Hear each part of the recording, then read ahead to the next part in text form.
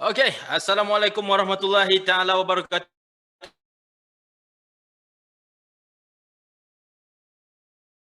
Okey, pastinya anda semua sekarang ni sudah berada di depan kaca TV, okey, kaca TV.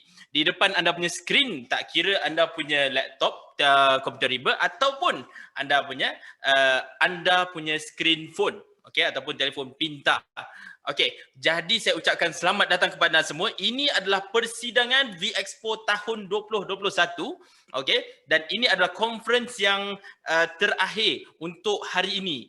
Jadi anda semua boleh jemput untuk share seberapa ramai yang boleh. Kita habiskan ini dengan perbincangan yang menarik. Jadi sebelum itu saya perkenalkan nama saya, okey. Nama saya Amiruddin bin Yusof. Okey, Amir Yusof akan menjadi pengacara anda, moderator anda untuk persidangan kali ini ataupun conference kali ini. Okey, untuk pengetahuan anda semua, V-Expo 2021 adalah platform expo pendidikan alam maya yang pertama yang dianjurkan di Malaysia, yang dihostkan oleh Persatuan Usahawan Pendidikan Swasta Malaysia ataupun PM.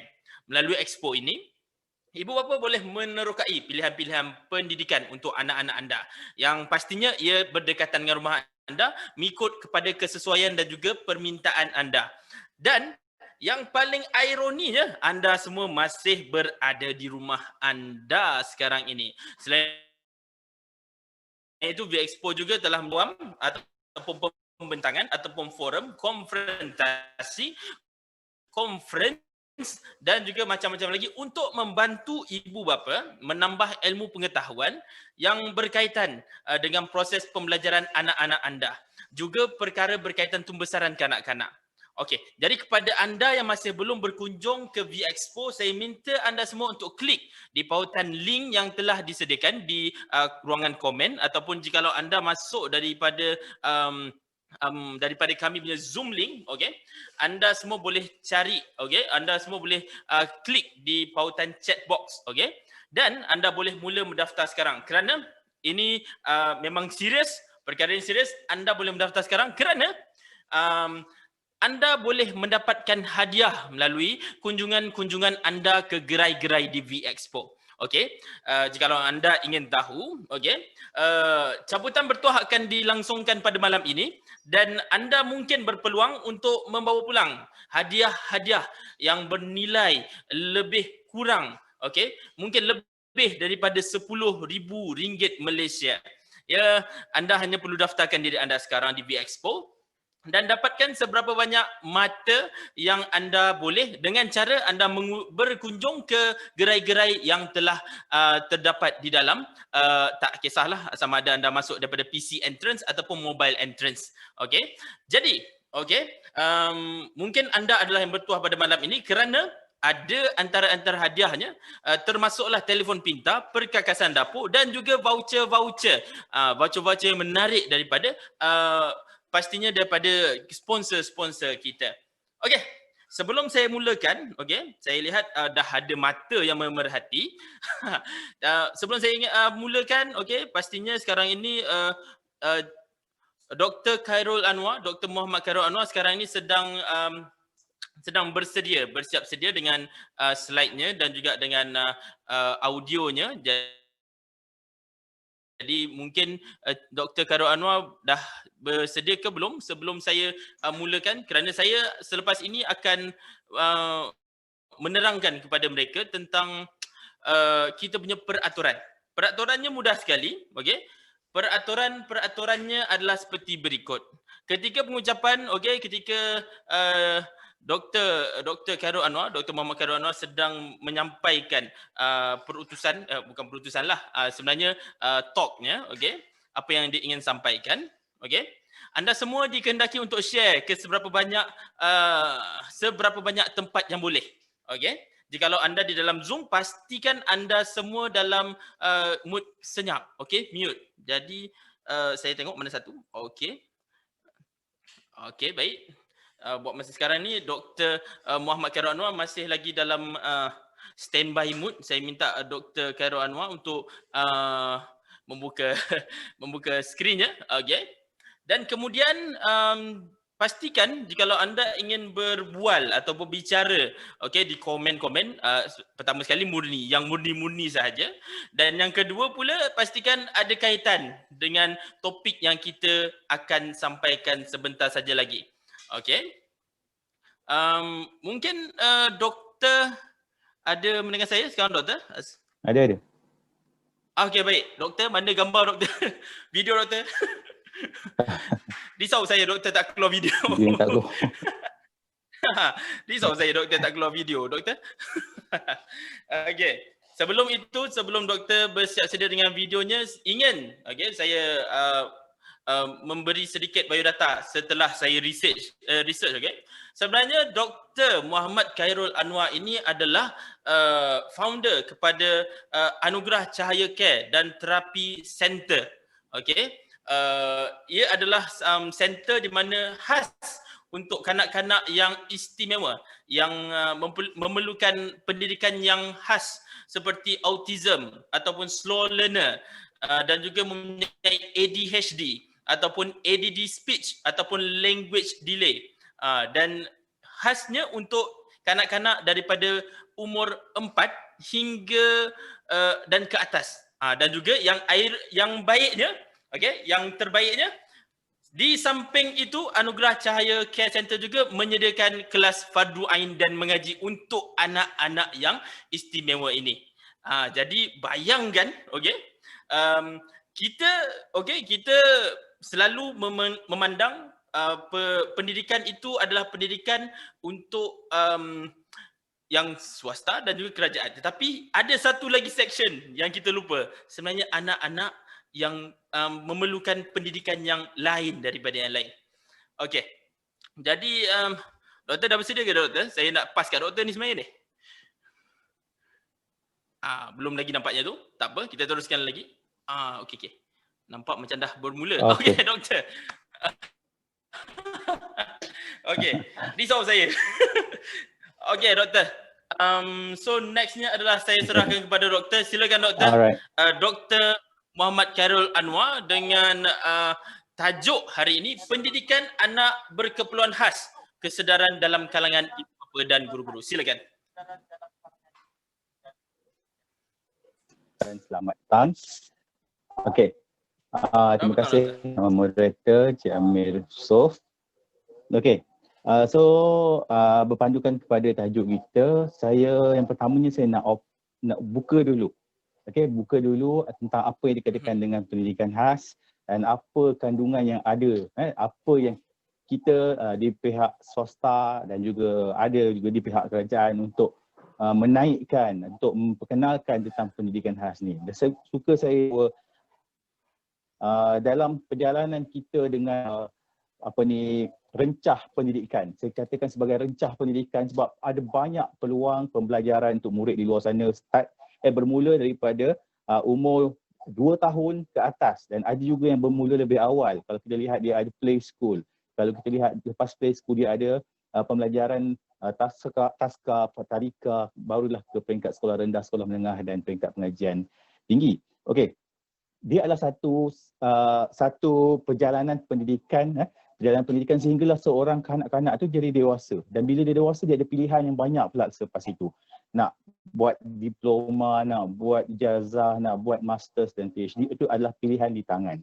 Tetapi kalau kita lihat dari alam murid-murid pendidikan khas, kita lihat daripada aspek, saya suka menyentuh tentang aspek murid yang kita katakan terhad peluang pendidikan. Bukan terhad peluang pendidikan sebab tiada peluang, tetapi keupayaan mereka. Kalau kita lihat dari segi keupayaan anak-anak ini sebut, kita lihat kalau dia berada ataupun kalau dia menunjukkan simptom-simptom mempunyai autism, okey, kita kena ingat yang autism ni dia bukan penyakit tapi dia terjadi begitu. Okey, bila dia terjadi begitu, kita bukanlah melupakan peluang pendidikan yang seterusnya, tapi kita perlu memperbaiki apa yang ada, apa yang ditunjukkan, apa yang berlaku pada anak itu, dan kita melihat perkara ini sebagai satu keperluan masyarakat. Saya pada tahap ini tidak lagi melihat itu sebagai keperluan keluarga, keperluan individu, ibu bapa, tetapi adalah keperluan masyarakat. Masyarakat kena sedar.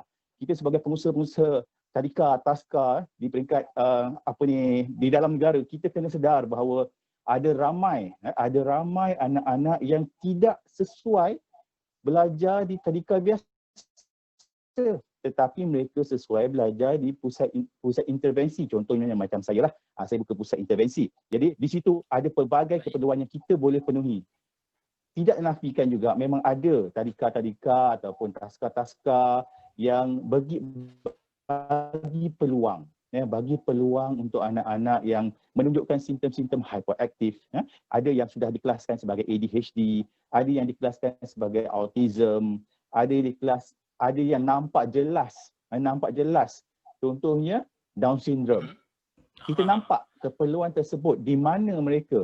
Kita sebagai guru, saya suka menyebut di sini sebab guru, sebab ini V-Expo ni ramai cikgu yang tengok, ramai pengusaha-pengusaha yang syarikat besar yang menyertai. Kita nampak keperluan tersebut supaya wujud satu tindakan yang wajar untuk memberi peluang kepada anak-anak ini berada di dalam sekolah kita, berada dalam tadika kita. Kerana apa? Kerana peluang inklusif. Saya suka menyebut inklusif adalah di mana murid yang boleh dididik, murid yang boleh berdikari, boleh bersosial, berada di dalam aliran perdana. Kita panggil aliran perdana sebab kebanyakan murid, nak kata murid normal tu macam tak sedap. Betul. Tapi perdana tu maksudnya kita masukkan dia ke dalam setting yang sebenar. Okay, tapi kita kena ingat sebagai ibu bapa, sebagai cikgu, sebagai pengusaha, sebagai kita kena narrow down pula servis kita. Adakah servis kita ni sesuai untuk anak-anak yang macam ni? Kalau kita lihat 25 orang dalam satu kelas tadika kita, jika ada 2 atau 3 orang murid yang mengalami yang ada simptom ataupun memang dah disahkan oleh pakar perubatan dia ada autis, adakah kita mampu menyediakan intervensi untuk mereka? Itu perkara yang saya sering kata di Anugerah Cahaya Care Center. Untuk pengetahuan semua, saya juga menyediakan peluang untuk pengusaha-pengusaha, guru-guru tadika, ibu bapa dan masyarakat untuk datang pada hari Sabtu dan mengambil kursus singkat. Mengambil kursus singkat untuk kenal anak ni, untuk macam mana kita nak handle. Kalau guru, macam mana guru dengan 25, 35 orang murid biasa ni, dan ada murid yang khas dalam tu, macam mana kita nak tackle mereka. Bagaimana kita nak memberi peluang kepada semua anak ini supaya ada peluang pendidikan. Di situ kekuatan apa yang ada pada Anugerah Cahaya Care Center. Maksudnya kita memberi peluang kepada bukan sahaja anak-anak tapi ibu bapa. Dan saya suka sedarkan masyarakat bahawa bukan semua anak berkeperluan khas ni mereka boleh duduk, mereka boleh belajar duduk setempat di kelas biasa. Dan keperluan ini merupakan satu perkara yang betul-betul memberi kesan yang amat mendalam kepada ibu bapa, sebab ibu bapa berharapkan sekolah tadika menyediakan perkhidmatan, sedangkan cikgu-cikgu tidak bersedia. Saya selalu ingatkan dalam saya punya Facebook, dalam saya punya YouTube, saya cakap bukan semua kita mampu nak sedia. Bukan semua kita mampu nak sedia, tetapi kita mampu menyediakan diri kita untuk menerima anak-anak macam ni. Maksudnya, kalau kita lihat autism lah, kalau kita tanya dengan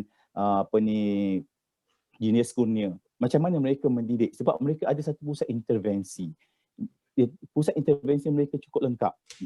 Tapi di Malaysia cuma ada setakat ini yang beroperasi yang saya tahu cuma di Kuala Lumpur, di Sentul.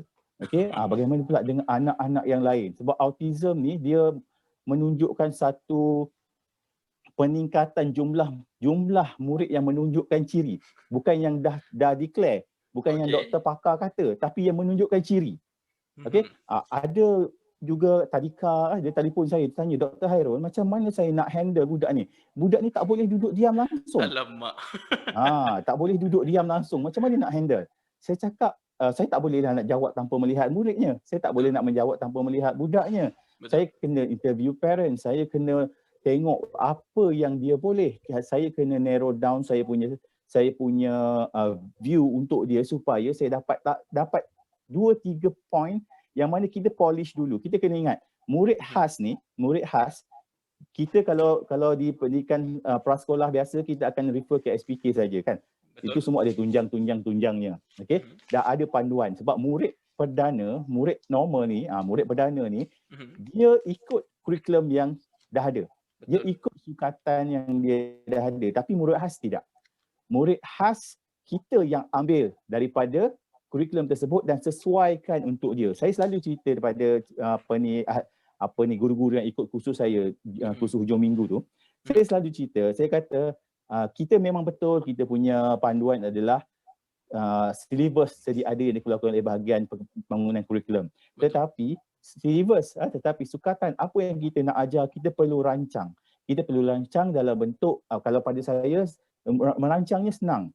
Merancangnya adalah kita kenal murid, tahu keperluan dan kita ambillah daripada mana-mana kurikulum yang diiktiraf. Pastikan kurikulum itu diiktiraf. Diiktiraf ni maksudnya apa? Maksudnya diguna pakai sesuai dan kita tahu daripada mana sumber kurikulum tu dan ada rujukan-rujukan, contohnya bahagian pembangunan kurikulum. Dia keluarkan ataupun kita tengok daripada Montessori dan juga beberapa lagi lah yang established dalam bidang ni, dan kita ambil sukatan itu, kita ambil point itu supaya kita boleh masukkan, supaya kita boleh mergekan dengan anak-anak murid kita yang berada di sekolah kita.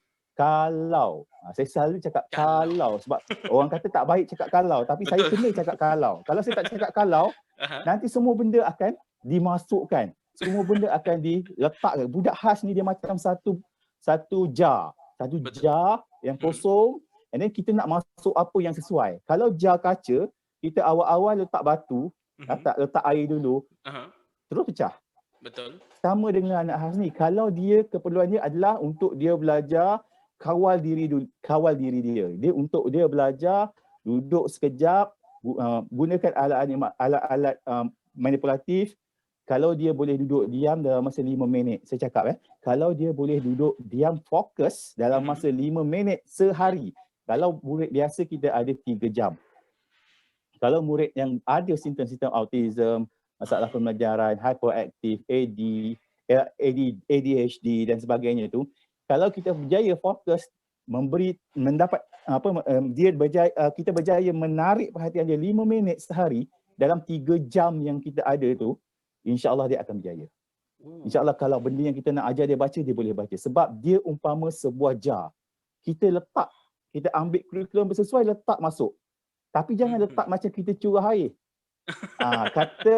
Jangan macam murid yang biasa. Okey, hari ni BM, lepas setengah jam kan BI, lepas setengah jam lagi matematik. Kalau murid khas kita buat macam tu, umpamanya kita buka pilih bomba tu, kita letak jar.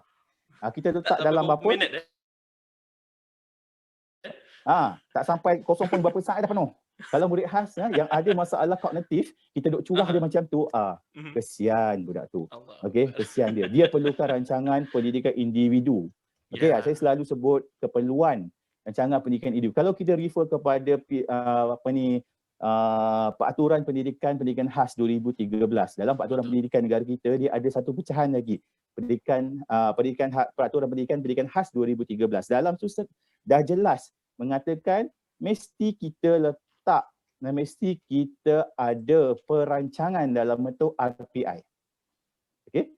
Dalam bentuk RPI supaya rancangan pendidikan individu. Ya. Mungkin doktor boleh terangkan rancangan RPI itu sebenarnya. Okey. Rancangan pendidikan individu ni bersifat, mula sebelum kita buat, kita tengok, perhati dulu budak ni. Okey, kita buat observation. Kalau di tempat saya, minimal observation adalah 2 minggu. Okey. So dalam masa 2 minggu ni kita nak buat plotting. Kita nak buat satu rajah. Kita nak buat satu graf. Kalau umur dia adalah dia hadir umur 4 tahun. Kita drag umur 4, kita tolak lagi 2. Okey, kita tengok dari usia 2 sehingga 6 tahun. Dekat mana tingkah laku? Katalah kebolehan menyebut, kebolehan menyusun perkataan. Dia duduk kat umur berapa tahun? Okey, katalah tak ada langsung mute, kosong. Okey, kita letak pada kosong. Jadi apa yang kita nak buat dengan rancangan pendidikan individu ni? Itu adalah rancangan-rancangan pembelajaran. Di samping kita dalam rancangan individu ni kita masukkan komponen-komponen keperluan-keperluan lain. Contohnya kalau dia perlukan speech, kita kena ada sesi speech therapist dengan dia, dan rancangan pembelajaran berdasarkan apa yang kita tengok supaya at least kita rancang secara sistematik. RPI ni dia bersifat sistematik dan dia bukan semua sekali benda nak masuk. Dia bukan macam kita punya rancangan harian. Kalau kita tengok cikgu, dia akan buat rancangan harian. Okay? Betul. Dia ada jadual dia. Tapi dalam murid khas ni, kita rancang berdasarkan satu objektif yang menyeluruh, kemudian kita pecahkan lagi kepada beberapa sub-komponen yang lain. Contohnya kita nak suruh dia, kalau murid biasa, murid perdana, kalau dia nak toileting, dia tak ada masalah. Kita cakap 2-3 kali, sana toilet, sebelum masuk toilet kena buat apa. Kalau murid khas ni, kita yang acukan dia. Daripada dia nak buka seluar, kalau dia pakai pampers, nak buka pampers, apa yang nak pakai balik, selesai semua. Itu satu perjalanan untuk mereka. Kalau kita lihat autism, itu adalah satu perjalanan yang sangat mencabar. Betul. Compare tu murid biasa. Kalau murid biasa, settle dah dulu. Betul. Okay? Kalau murid khas, dia tak akan jawab macam tu. Kalau dia jawab macam tu, dia bukan. Dia bukan murid khas. Bukanlah kata semua murid khas tak boleh jawab macam tu. Tetapi yang kita cerita adalah skop. Kita tengok dari satu perspektif yang lain, maksudnya murid yang memerlukan bantuan secara individu. Rancangan pendidikan individu ni bersifat objektif. Kita mesti boleh capai. Kalau dia tak boleh nak buat, katalah belajar matematik, kira operasi tambah mengumpul semula. Dia tak macam tu. Dia akan ada komponen yang lebih kecil supaya kita capai peringkat. Kat situ sifat rancangan individu ni. Dan dia memang termaktub. Kalau tak buat, parent boleh saman. Kalau sekolah kerajaan lah. Kalau sekolah kerajaan, parent boleh saman kalau kita tak buat. Saya selalu parent boleh saman. Cikgu terutama boleh. Dia boleh diambil tindakan undang-undang sebab peraturan pendidikan adalah undang-undang. Kalau seolah-olah kita melanggar undang-undang lah. Kalau sekarang ni, kalau undang-undangnya kalau tak pakai face mask, kita akan kena saman 1,000. Jadi sifatnya betul. Itu. Dia undang-undang versus salah, boleh ambil tindakan mahkamah. Okey, dan ada juga yang telah diambil tindakan. Okey, jom kita kena berhati-hatilah. Jadi berbalik kepada peranan ibu bapa pula. Saya suka nak menyentuh peranan ibu bapa ni. Ibu bapa ada yang hadir, ada yang dia faham anak dia. Dia kata saya faham A to Z anak saya. Okey. Yes, dia kena faham A to Z. Betul. So daripada dia di rumah, hantar ke sekolah, balik sekolah, dia kena tahu apa keperluan anak dia. Dia kena rancang. Okey, dah namanya murid khas, terutamanya yang murid khas ni dia ada kefungsian, saya nak cerita sikit. Dia ada satu kefungsian tinggi. Okey. Dia ada satu lagi kefungsian sederhana. Dia ada sederhana dan kefungsian rendah lah. Okey. Jadi kalau kita lihat kefungsian tinggi ni, biasanya murid-murid ni dia kurang keperluan untuk kita buat modifikasi. Contohnya, dia boleh berada di kelas berdana, boleh belajar macam biasa. Okay, contohnya murid blind, murid deaf, murid yang cacat yang cacat fizikal, okey, dia boleh berfungsi biasa. Okey, dan ada juga yang autis, ada juga autis terutama yang kumpulan Asperger tu dia boleh belajar macam biasa. Tapi yang kita duk risau sekarang ni ialah ramainya yang datang ke tadika, masalahnya tak boleh bertutur, tak boleh bercakap. Tak ada verbal. Baik. Tak ada verbal. Okey. Kita panggil non-verbal. Kalau non-verbal itu dia automatically berada di kefungsian rendah. Jadi inilah kumpulan kumpulan kanak-kanak yang kita kena bantu. Kita kena jelaskan kepada ibu bapa. Sampai ibu bapa, saya ada juga di saya punya center, terima kata anak dia okey. Tapi kenapa saya cakap kenapa hadir ke sini? Dia kata cikgu suggest. Cikgu cadang pergilah ke cikgu saya. Tapi dia kata saya tengok anak saya okey. Tapi cikgu kata pergilah ke pusat intervensi. Pergilah ke EIP mana-mana sebab anak dia perlukan EIP center. Anak dia perlukan guru khas untuk mendidik. Anak dia perlukan hikmat speech therapist, occupational therapist. Itu yang ada di EIP yang ada di Early Intervention Center, Early Intervention Program. Itu kita kena carilah. Dan ibu bapa belajar. Satu yang saya nak ingatkan, kalau saya punya talk dengan ibu bapa, itu yang saya ingat. ingatkan jangan terlalu overflow dengan information yang ada di carian, yang ada di Google, Betul. Yahoo semua. Kadang-kadang ada ibu bapa Betul. yang excited, too excited. Dia kata, jiran sebelah kata anak awak ni macam autis. So dia cari semua tentang autis. Okey, nanti dia dapatlah yang autis-autis yang keputusan tinggi yang berjaya, apa semua kumpulan-kumpulan SPJ yang berjaya. Kemudian dia lupa yang ada anak dia tu tidak match dengan info yang dia dapat dan banyak argument dan dia pun lama-lama jadi pening. Lama-lama dia kata anak saya macam ni, kenapa macam ni, macam ni. Itu yang akhirnya cerita dia tak habis. A, B, C, D sampai F saja berhenti. Dah tak boleh nak sampai Z dah. Dia punya expectation kepada anak dia, habislah anak saya. Habislah anak saya. Macam mana? Lagi satu selalu saya dengar ialah dia akan cerita pasal mati. Kalau saya mati dulu macam mana? Saya cakap, you jangan fikir pasal you mati dulu ke, anak you mati dulu ke. No. Itu satu ketentuan. Itu yang kita kena yakin. Bahawa kita berada di Malaysia, sebuah negara yang sistem pendidikan antara yang terbaik di dunia. Tidak ada sistem kebajikan masyarakat yang terbaik di dunia. You jangan risau siapa mati dulu. Saya selalu cakap kepada ibu bapa, you jangan risau siapa mati dulu. Ni dia sibuk fikir kalau saya mati macam mana anak saya. You kena ingat sistem kekeluargaan, sistem masyarakat, sistem kebajikan kita baik. Kita ada banyak rumah-rumah yang boleh menjaga, kita ada banyak center-center yang boleh menjaga kebajikan anak-anak yang macam ni. Okey, tu tak perlu fikir. Yang perlu fikir ialah apa yang kita nak bagi sementara dia perlu. Betul. Ada juga kesedaran yang sangat kurang. Kalau kita tengok research, kesedaran yang sangat kurang tentang speech. Tunggu anak saya besar sikit baru hantar speech therapist. Okey. Kejap lagi kan atuk nenek pun datang. Biasalah anak sulung dia cakap lambat. Biasa-biasa tu dah tak main zaman sekarang. Ya, betul. Dah tak boleh guna lagi. Tak boleh guna dah. Tak boleh guna dah. Kalau anak you umur 3 tahun tapi masih cakap itu bukan standardnya. Anak 3 tahun dah boleh cakap satu ayat lengkap. Okey. Jadi kalau itu masalahannya, ibu bapa kena sedar. Ibu bapa kena sedar yang mereka perlu berusaha untuk mengatasi masalah ini. Okay, saya ada banyak sangat case study rujukan ibu bapa yang mereka menunggu hingga anak bercakap, menunggu hingga anak boleh berjalan laju, menunggu hingga anak boleh pakai baju sendiri. Itu dah lambat. Bila dia menunggu saja, itu maksudnya you sudah terlewat. Sebagai ibu bapa, sebagai guru, kena tegur, kena bagi tahu. Okey? Saya selalu ingatkan, kalau dia terlewat bertutur, speech ada masalah dalam speech delay, lama-lama dia akan menyebabkan dia pembelajaran dia akan tertinggal jauh. Okey?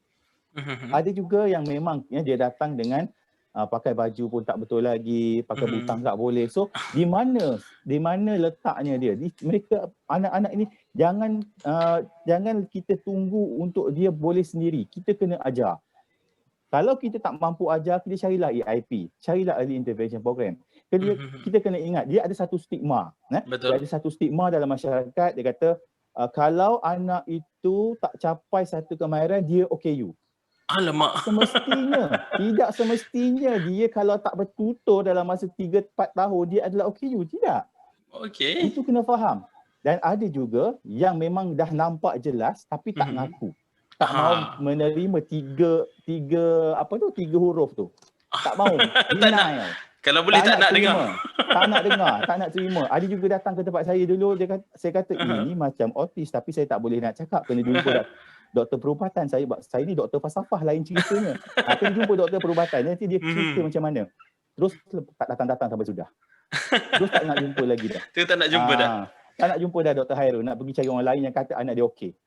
Okey, kita ada satu soalan sebenarnya ni Dr. Khairul. Nama pun lebih kurang macam Dr. Khairul jugalah. Namanya Khairul Anwar Rahman. Dia tanya, perlukah anak seperti ini diasingkan dengan anak lain yang normal? Bagaimana pula dengan sesetengah parent yang diskriminasi? Tak mahu anaknya bercampur dengan kanak-kanak sebegini. Ada pendapat daripada doktor? Okey, anak, dan namanya anak, kita kena campurkan dia. Kena campur juga. Kena campur juga. Anak kita, anak jiran, anak orang lain yang dekat sekolah tu, anak orang lain dekat kindergarten, kena campur. Tak boleh asing-asing.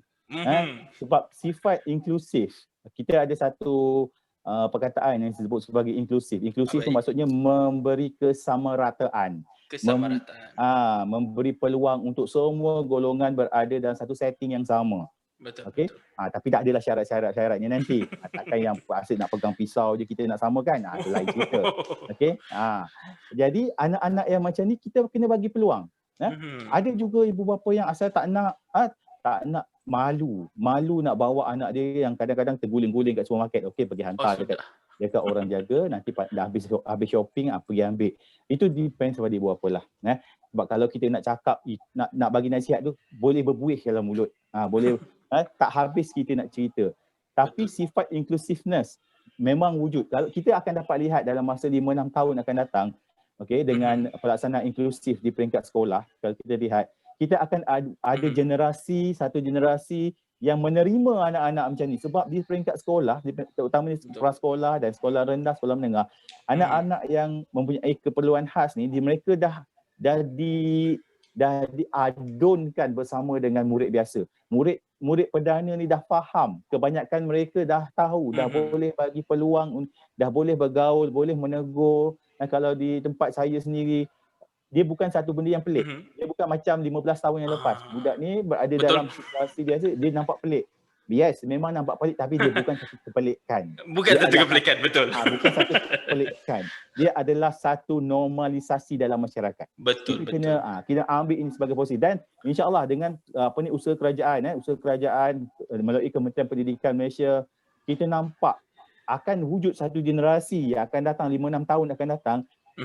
Kalau kita sebut OKU, saya tahu, saya boleh handle, kawan saya pun ada OKU.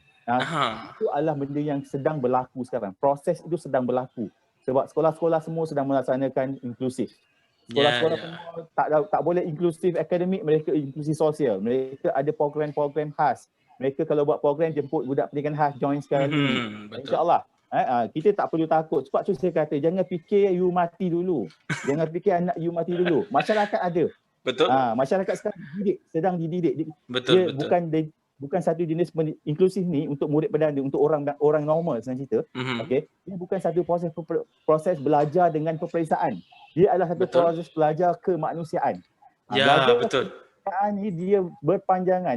Dia bukan secara dipaksa. Kalau kita belajar dengan peperiksaan, aku nak kena periksa inklusif ni sebab ada kawan yang terlompat-lompat di dalam kelas. No, tidak. Dia tak berlaku begitu. Dia adalah satu proses kemanusiaan yang mana murid, kawan-kawan sebaya mereka ni ada bersama mereka dan mereka faham. Mereka belajar untuk faham secara kemanusiaan.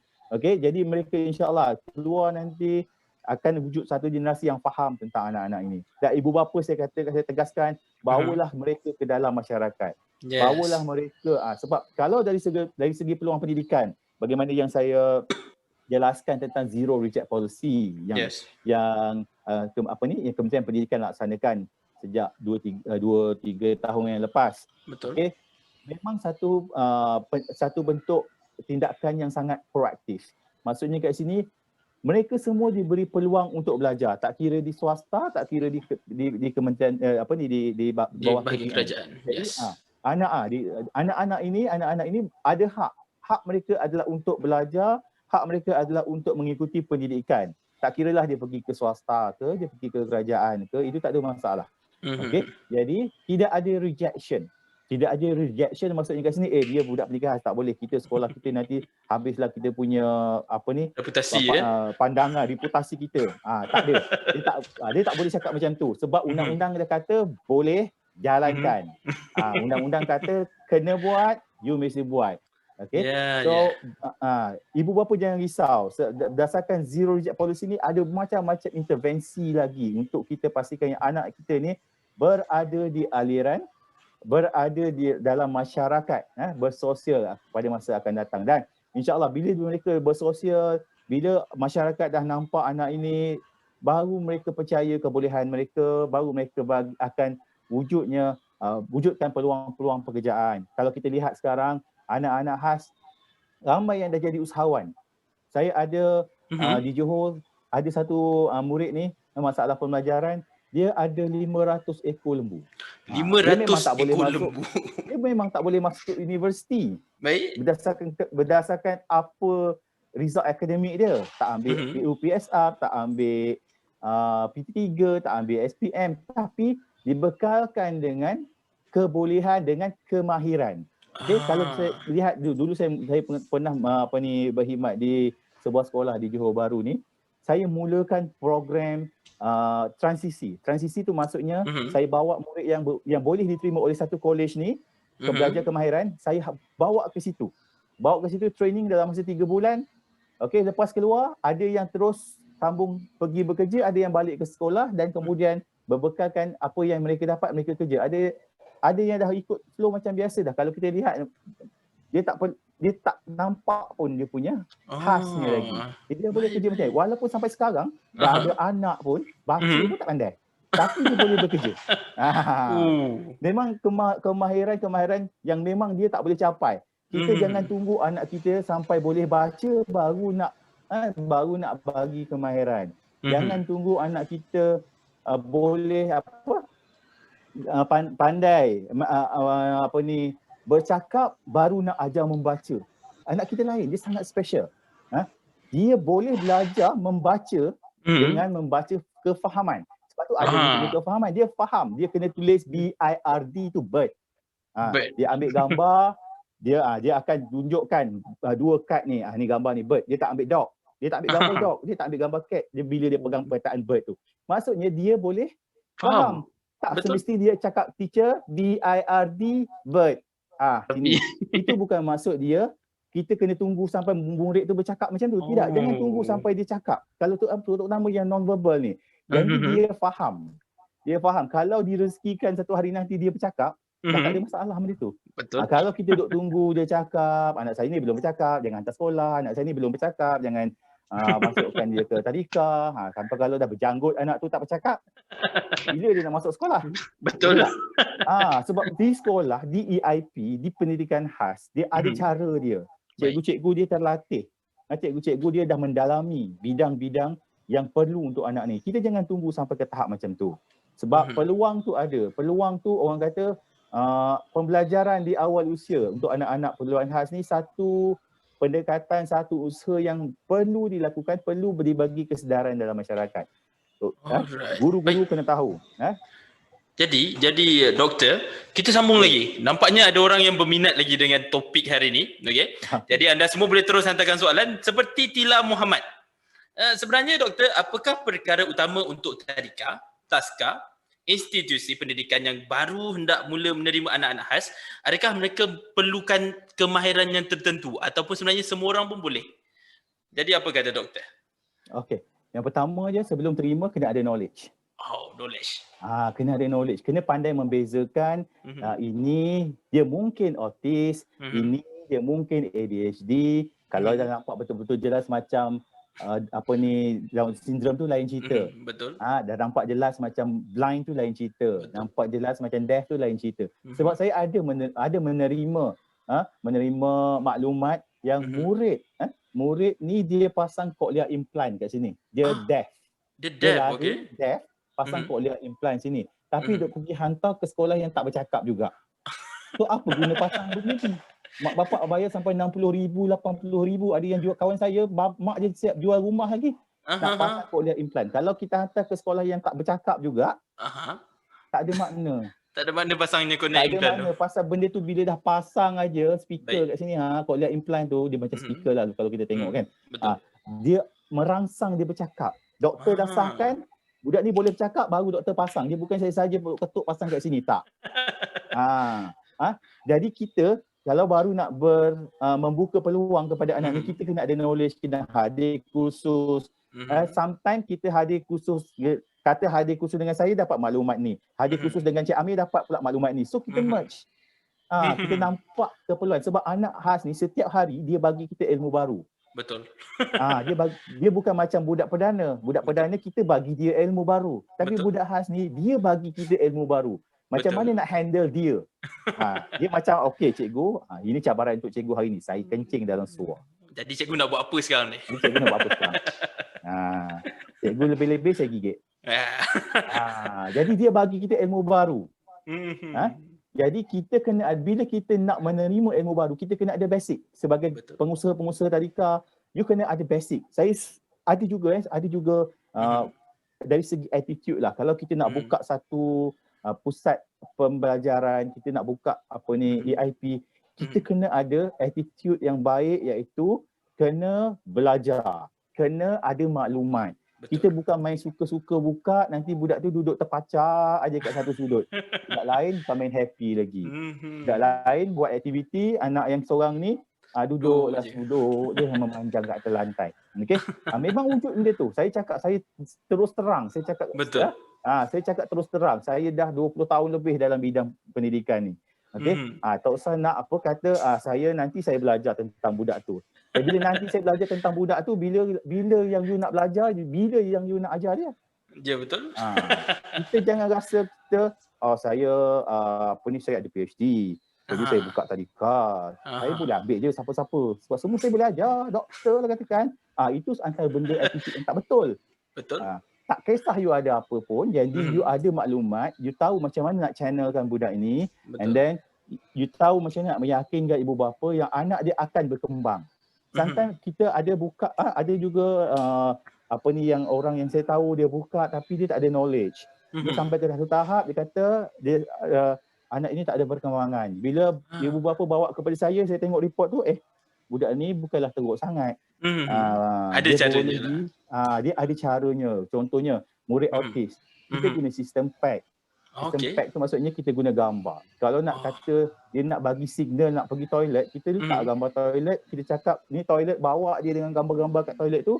Kita sediakan satu tempat untuk dia lekatkan. Bila dah habis tu, pergi duduk tempat dia. Itu paling basic sekali. Paling basic ya. Paling basic. Dia datang, dia pilih nama dia mana satu, dia tarik, dia letak dekat, dia hadir kat kelas dia. Paling basic sekali. Kalau itu pun pengusaha tak tahu, jangan ambil budak-budak macam ni. Kesian kat dia. Jangan kata sebut ayam, ayam. Budak tu tengok je dah. Mata pun tak tengok cikgu. Macam mana nak ajar, tengok aja, kesian melopong aja budak tu. Memang banyak kes-kes yang macam tu. Kata saya boleh ajar, saya boleh ambil, nanti dia letak dalam satu bilik, kosong aja. Kesian tak tu. Sebagai pendidik kita kena ada attitude tu lah. Memang perlukan attitude yang baik lah nampaknya. Ya, kena wajib. Kita perlu belajar. Kita kena belajar dulu. Kita kena pastikan yang setiap yang hadir ke tempat kita tu ada sedikit perkembangan. Ada melalui satu perubahan. Kalau dulu dia cuma tolak kerusi aja. Dia cuma jalan ambil barang sepahkan, tapi di hujung tahun dia boleh bawa basikal. Satu murid saya tu dia autis, dia agak moderate to severe lah, tapi sekarang dia boleh bawa basikal. Macam mana dia boleh bawa basikal? Bukan kita ajar dia dalam masa sehari. Satu benda perkara yang saya sering ingatkan ibu bapa, dan juga guru, perkembangan murid ni dia akan berlaku dengan kuatnya usaha kita dan dengan tabahnya kita menghadapi keadaan dia tu. Sebab sometimes murid ni dia sentiasa dia perlukan semua orang yang buatkan. Saya selalu selalu saya cakap, kalau murid blind, murid yang buta, murid yang pekak, kita tak perlu fikir untuk dia. Bukan tak perlu fikir apalah.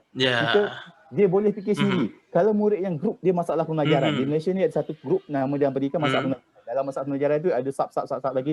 Ada autis, ada ADHD, ada ADD, ada dyslexic, ada macam-macam. Pertuturan semua. Itu yang kita kena fikirkan untuk mereka. Sebab tu kadang-kadang ada yang datang dia zero. Bila dia habis saja, kata habis 6 bulan, setahun, dengan rancangan pendidikan individu yang sistematik yang kita buat tu, mereka ada perkembangan. Mereka ada something yang boleh buat. Bukanlah kata dia datang tempat kita lepas tahun daripada tak dapat A, tiba-tiba boleh membaca tak? Tidak. Ada yang boleh, bukanlah ada begitu, yang tak boleh. Ada yang pencapaiannya sedikit, ada pencapaiannya tinggi. Kita tak boleh samakan dengan murid biasa. Murid biasa dia menerima. Tapi murid ni ada yang menerima, ada yang overthinking, ada yang dia overflow. Kadang-kadang ada masalah dia sendiri, dia sensory overload. Bila bunyi bising sangat, dia mula dah menunjukkan ekspresi yang lain. Mula nak mengamuk, tantrum lah. Jadi itu benda yang kita sebagai guru kena ada ilmu tu. Jadi doktor, ada lagi soalan sebenarnya nampaknya. Ada daripada Khairul Anwar lagi sekali. Khairul Anwar Rahman. apakah tips untuk menjadikan kanak-kanak khas ini dapat blend di dalam masyarakat? Dalam masyarakat kita supaya tidak mendapat persepsi negatif dari mereka, dan adakah anak ini tidak akan boleh hidup berdikari melainkan ada penjaga macam kes yang tadi awal-awal tadi tu. Okey. Aha. Okey, anak khas ni bawalah dia dalam masyarakat. Dia memang akan belajar sosial macam kita belajar bahasa. Ada kita belajar bahasa tu secara bersemuka kelas, macam perlu mengikuti kelas, tak kan? Dia akan receive benda tu. Anak-anak ni dalam bentuk sosial, kita bawa dia pergi ke supermarket, kalau kita pergi supermarket, kalau kita pergi pasar, bawa pergi pasar, kalau kita pergi melancong, bawa pergi melancong, biar dia faham dengan situasi semasa. Sebab walaupun dia nampak tak faham, tapi sebenarnya dia menerima. Yang menyebabkan murid ni nampak tak faham adalah tingkah laku dia. Tingkah laku dia kita pun keliru di juga luar kawan. Dia keliru. Bila dia keliru tu, bila dia dapat banyak info, kita selalu bawa apa semua tu, dia akan terima. Memang pertama kali, macam kita lah, pertama kali tiba-tiba lahir, tidur malam ni, tiba-tiba pagi besok kita sedar-sedar ada kat Kenya. Dah lah tak faham bahasa dia, tak faham, tak tahu situasi macam mana. Anak ni macam tu. Betul. Kita letak je kat rumah, tiba-tiba kita bawa pergi supermarket. Memanglah macam-macam benda dia nak tengok. Macam-macam benda dia dengar, macam-macam benda yang dia lihat. Kalau autis yang ada masalah sensori tu, lagi satu benda, satu keadaan yang dia sangat perlukan adjustment. So bawa mereka keluar, masyarakat akan faham. Sebab kita sekarang senang, sosial media banyak. Kita ada berbagai saluran yang mana orang akan faham. Nak ke tak nak, dia kena faham dan dia akan faham. Dia macam paku dan tukul lah. Kalau yang tak nak faham tu, dia akan jadi paku dan tukul. Lama-lama dia faham. Bila terlalu banyak maklumat, lama-lama dia faham. Ketuk. Ada juga masyarakat kita ni macam span. Dia macam span masyarakat kita ni. Ada juga segelongannya. Bila dapat info terus serap. Senang. Sejuk, perut mak dia mengandung kan. Betul. Yang sifat macam paku ni, kita ketuk dengan pelbagai maklumat, lama-lama insya-Allah dia boleh. Dia akan terima. So inklusifkan dia, anak kita dalam masyarakat. Bawalah dia berjalan. Kalau dia betul-betul tak boleh berada di aliran perdana di sekolah aliran perdana bersama dengan murid-murid biasa ni, baru kita joinkan. Tapi kena ingat, di sekolah hanya 5-6 jam sahaja. Dan kita ada balance tu, berbelas-belas jam yang lain tu, gunakanlah untuk dia berada dalam masyarakat. Jangan pinggirkan mereka. Dia punya kata kunci ialah jangan pinggirkan mereka. Jangan pinggirkan mereka. Jangan pinggirkan mereka. Jangan tak bawa dia pergi shopping. Jangan tak bawa dia pergi pasar malam. Dia memang akan ngamuk macam budak kecil nak barang mainan kat pasar malam, tapi lama-lama dia okey. Jangan risau. Jadi ada lagi kaedah tu. Jadi ada lagi soalan lagi. Okey, mungkin ini soalan yang terakhir sebab kita pun macam dah short of time, tapi daripada Vanny Devon. Okey. Bagaimana kalau anak autism ini memang tak nak cakap, tapi dia boleh bercakap, tapi bila dia nak cakap je. Ini kes yang memang macam mana nak bolehkan anak ni cakap. Jadi memang berbalik-balik. Yang saya faham macam ni je. Macam mana dia ni cakap bila dia nak cakap je sebenarnya. Dia ada juga anak yang macam tu. Dia kat sekolah dia tak nak cakap, dekat rumah dia tak nak cakap, tapi bila kita ambil satu benda yang dia suka, dia akan cakap. Itu kategori yang bukan tak boleh bercakap. Dia boleh bercakap, tapi dia ada masalah lain. Okey. Dia mungkin dari segi keyakinan dia sangat rendah. Okey, baik. Saya ada murid yang dia boleh cakap, tapi dia pelat. Tapi kalau dengan saya, dengan cikgu-cikgu yang rapat dengan dia, dengan kawan-kawan yang dia rapat, dia cakap macam biasa dia, dengan pelat dia tu pun dia boleh cakap. Tapi kalau dengan orang lain, dia diam. Sebab dia rasa malu. Bila dia sebut tu, dia pelat. Dan orang yang tak tahu akan tengok, orang jeling mata je, budak ni. Pun dia akan menyebabkan dia akan withdraw. Dia tak mau campur. Baik. Jadi anak ni, dia ada benda tu. Terutama yang kalau kita katakan dia sebagai autis, sebab autis ni, dia ada sifat-sifat yang kita tak boleh nak tafsirkan secara wording macam kita bercakap sekarang ni, tak. Dia ada benda yang kita perlu dalami. Sebab tu kita kena buat observation, kena buat diagnose semua untuk pastikan yang dia memang berada di aliran yang betul, dan dia pastikan mereka ni mendapat info, mendapat maklumat yang perlu untuk diri dia. Yes. Jadi untuk kesedaran ibu bapa sebenarnya dia lebih perlu kepada mereka perlu faham yang sebenarnya anak-anak ini dia sebenarnya perlu mendapatkan orang kata satu cara, satu bentuk yang khas untuk mereka sahajalah. Okey, dan kepada pengusaha-pengusaha sendiri, institusi yang memang memang nak masuk ke dalam industri yang seperti ini, okey, industri pendidikan khas, okey, mereka perlu berlapang dada mencari ilmu lah, lebih kurang macam tu ya doktor ya. Okey. Ya, betul. Jadi nampaknya okey waktu-waktu kita ni sebenarnya dah hujung-hujung sebenarnya. Jadi mungkin Dr. Khairul Anwar ada kata-kata terakhir bagi mereka yang mungkin sekarang ni mempunyai anak-anak yang perlukan pendidikan khas. Mungkin juga sebenarnya mereka ni adalah pengusaha. Okey, pengusaha tetapi mereka buntu. Mereka buntu sebenarnya mereka ni dah jalan dah pun. Mungkin sekolah mereka tu adalah sekolah yang biasa tapi menerima dengan secara tak sengaja murid-murid macam ni. Mungkin ada nasihat daripada doktor sendiri sebelum kita habiskan. Okey, untuk ibu bapa jangan malu dengan anak ni sebab apa ni, kalau kita tengok survey memang malu ni tinggi, lebih daripada 60%. Baik. Okey, kena kurangkan malu tu, kena muhasabah diri yang jangan kata orang tak terima. Orang akan terima. Macam mana keadaan budak tu orang terima. Yang orang tak terima, yang kena kecam selalu tu, kalau kita tengok dekat Facebook tu kadang-kadang ada yang kena kecam sebab layanan terhadap anak-anak macam ni. Sebab kita tak baiki. Kita tak baiki dia. Umur dah 17 tahun tapi masih lagi duduk dalam buai. Bila dengan bangganya up status dekat Facebook, anak saya autism. Penuh kasih sayang, letak dia dalam buai. Memanglah you kena kecam dengan netizen. Sebab you kena kecam bukan sebab anak you. You kena kecam sebab you tak didik anak you. Itu perkaranya. Sebab itu saya kata dalam masyarakat sudah pun terdidik. Masyarakat kita ni umpama span dia serap. Tiba masa dia tengok, tak betul parent ni buat macam ni. Itu yang kena kecam. Okey? Kena ada ilmu. Parent kena ada ilmu. Saya ada satu parent tu, dia dah berumur 60 lebih. Dia masih lagi datang khusus. Okey. Walaupun anak dia dah umur 26 tahun. Masih lagi mencari ilmu. Masih lagi mencari ilmu. Macam mana saya nak hadirkan anak saya ni sebagai seorang insan, dia cakap. Saya yang duk dengar cakap tu, hadirkan sebagai insan tu, terpegun saya dengan orang ni.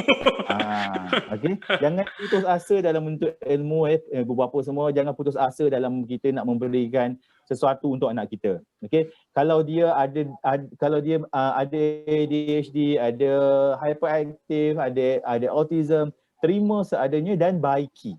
Part mana nak baiki, bagaimana nak baiki, pergilah ke orang yang betul. Pergilah ke individu yang betul, ke tempat yang betul supaya mereka dapat tindakan susulan yang lebih baik. Bukan Dr. Google lah ya. Pengusaha, betul. Untuk pengusaha tadika, okey, jangan terlalu terbuka menerima semuanya. Sebab ada yang kita memang tak boleh terima. Ada yang kita tak mampu. Jika kita tak ada ilmu, jika staf kita tak ada ilmu.